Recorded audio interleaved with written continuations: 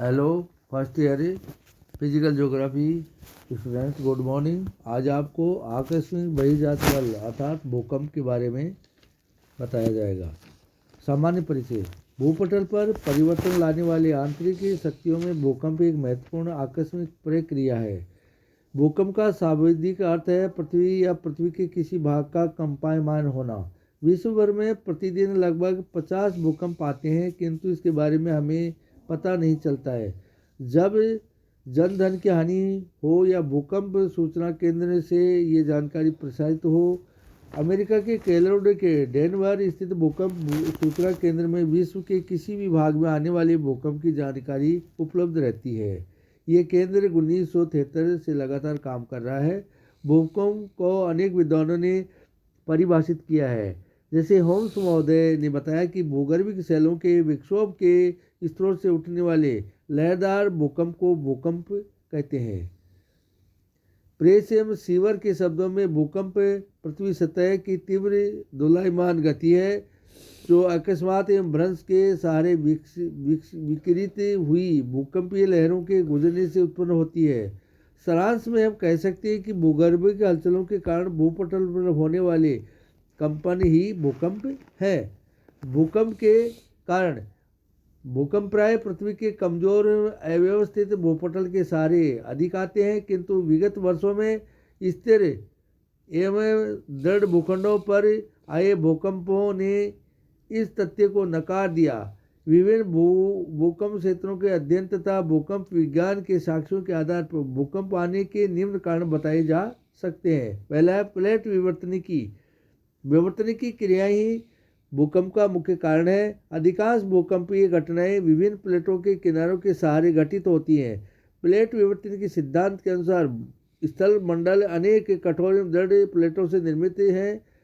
प्लेटों के विपरीत दिशा में संचलन करने पर दाब मुक्ति होने पर संरचनाशील किनारे पर समांतरण भ्रंश बनते हैं व भूकंप आते हैं, जो किसी प्राय कम गहराई वाले होते हैं। दो प्लेटों आमने सामने गतिशील होने पर विनाशात्मक किनारे टकराते हैं। इसे अधिक गहराई वाले भूकंप आते हैं। भारत में लातूर व उस्मानाबाद तथा भुज में आए भूकंप विवर्तनिक घटनाओं का परिणाम थे। भुज का भयंकर भूकंप भूपृष्ठ से 15 किलोमीटर से भी कम गहराई पर भारतीय प्लेट तथा यूरेशिया प्लेट के टकराने के कारण आया था। दूसरा है ज्वालामुखी क्रियाएं।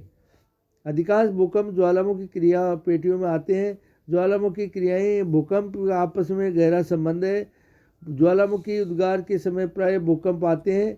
ज्वालामुखी क्रियाएं के दौरान जब उच्च दाब वाली जलवाष्प गैस भूगर्भ से बाहर आने का प्रयास करती हैं तो धरातल पर कंपन होता है।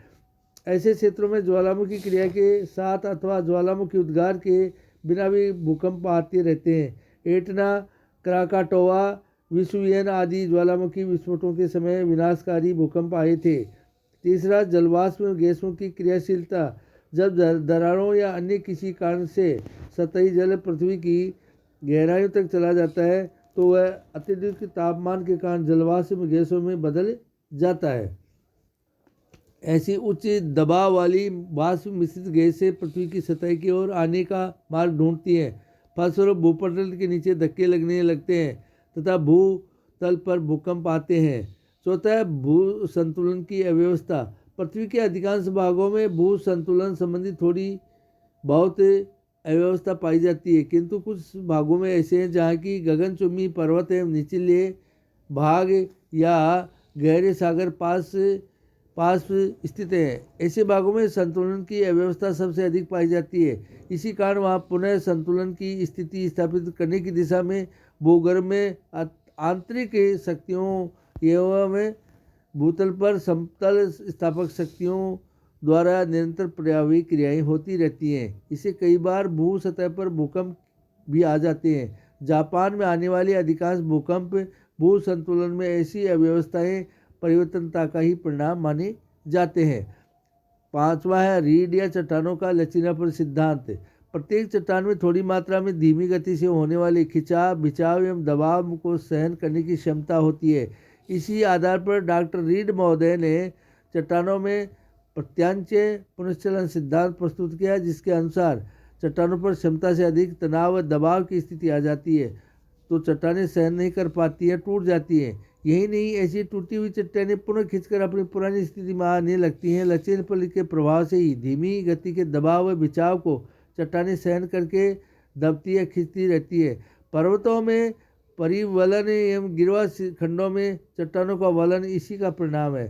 चट्टानों की इस क्रिया के साथ पुनः अपनी पुनः स्थिति में सिमट जाने से वहाँ कुछ स्थान खाली हो जाती हैं। इससे पृथ्वी की सतह पर कभी कभी भूकंप आते हैं। छठा, जलीय भार। कभी कभी किसी विषम धरातलीय प्रदेशों में जहाँ कभी भ्रंश या तेज संपीड़न क्रिया का प्रभाव रहा हो, वहाँ यदि विशाल बांध का निर्माण किया जाए तो ऐसे क्षेत्र में स्थानीय जलीय भार की दशा में भूकंप भी आ सकते हैं। प्राकृतिक झीलों या तालाब सहज प्राकृतिक क्रिया में बनते हैं, किंतु वहाँ ऐसे भूकंप नहीं आते हैं। बांध निर्माण के समय के भयंकर विस्फोट, पूर्ववर्ती भ्रंश के सहारे जल का भूगर्भ में प्रवेश, भारी मात्रा में एकत्रित जल का भार सभी क्रियाएं एक साथ मिलकर एक भूकंप की स्थिति पैदा कर देते हैं। सातवां, भूपटल का संकुचन। अनेक विद्वानों के अनुसार विकिरण के कारण पृथ्वी का तापमान धीरे धीरे घट रहा है। पृथ्वी में प्रारंभ में पृथ्वी आग के गोले के समान थी। यद्यपि भूपटल शीतल हो गया है, किंतु आंतरिक भाग अभी तप्त अवस्था में है। निरंतर ताप में हास्य का कारण इसकी ऊपरी सतह संकुचित हो रही है। सिकुड़ने से सेलों में भिजाव उत्पन्न होता है। तीव्रता से संकुचन होने पर भूकंप आते हैं। आधुनिक विद्वानों में भूगर्भ के संकुचन सिद्धांत पर आपत्ति करते हुए बताया कि रेडियो सक्रिय पदार्थों के विखंडन के कारण भूगर्भ में निरंतर ताप की वृद्धि होती रहती है। आठवां, अन्य कारण। उपयुक्त कारणों के अलावा भूस्खलन, हिम धसाव, समुद्री तटीय भागों में बर्गों के टूटने, कंदराओं की छतों के ढहने आदि से भी लघु प्रभावित वाले भूकंप आते हैं। प्राकृतिक कारणों के अलावा आणविक विस्फोट, खनन क्षेत्रों में विस्फोटों के प्रयोग, गहरी छिंद्रण आदि मानवीय कारकों से भी स्थानीय प्रभाव वाले भूकंप आते हैं। भूकंप के प्रकार। भूकंप दो वर्गों में रखा गया है।